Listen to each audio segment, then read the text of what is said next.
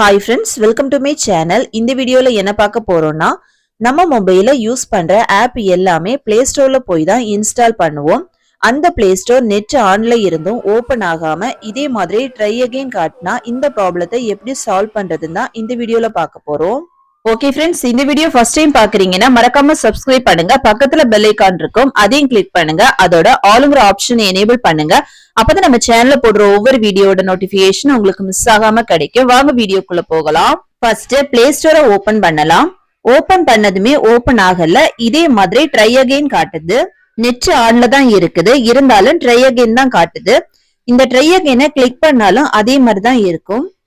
இத சரி பண்ணணும்னா பேக் வந்துட்டு பிளே ஸ்டோரை லாங் பிரஸ் பண்ணலாம். நெக்ஸ்ட் இதுல ஆப் இன்ஃபோ இந்த ஆப்ஷனை கிளிக் பண்ணலாம். நெக்ஸ்ட் இந்த பேஜ்ல ஸ்டோரேஜ் யூசேஜ் இந்த ஆப்ஷனை கிளிக் பண்ணலாம். நெக்ஸ்ட் இதுல கிளியர் கேட்ச் கொடுத்துக்கலாம்.